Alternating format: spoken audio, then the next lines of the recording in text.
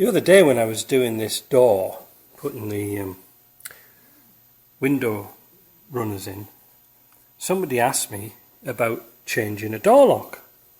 Just the lock, not the handle, just the lock.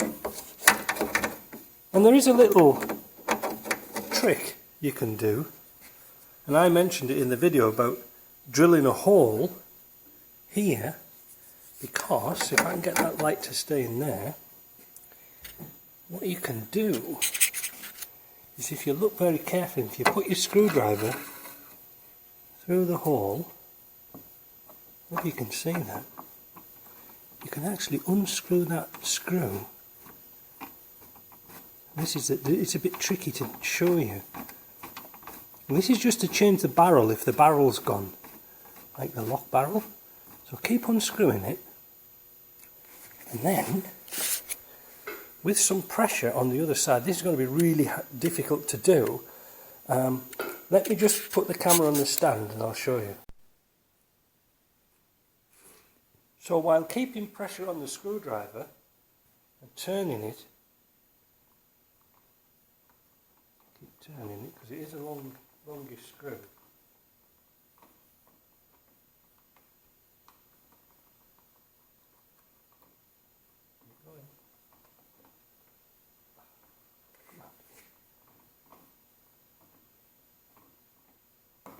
There.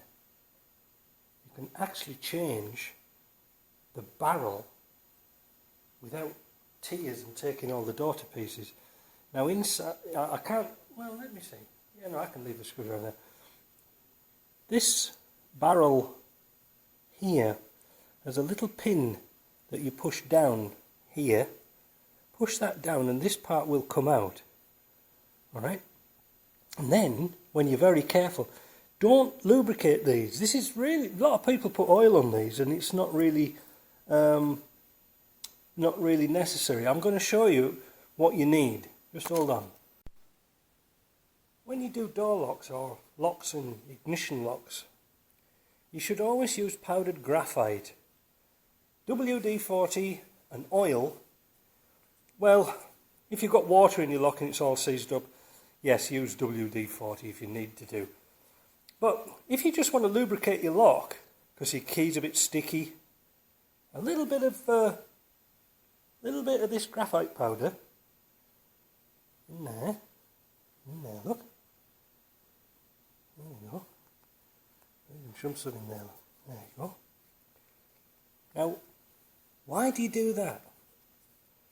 Because oil attracts dirt, and dirt can get in the lock and grind it away. It really is kind of important, where the graphite will lubricate without oil. So once we've changed our barrel, we can put it back in, like so, and then at the other side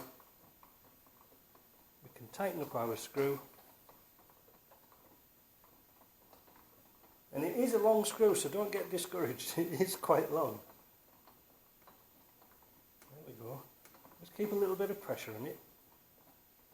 These screws sometimes do come out at the back.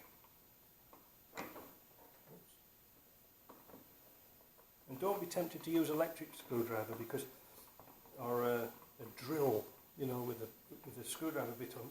You really need, in this instance, you need some control. And there we are. That's tight. Tight in there, but not too tight for the lock. Alright, so that's just a gentle nip up.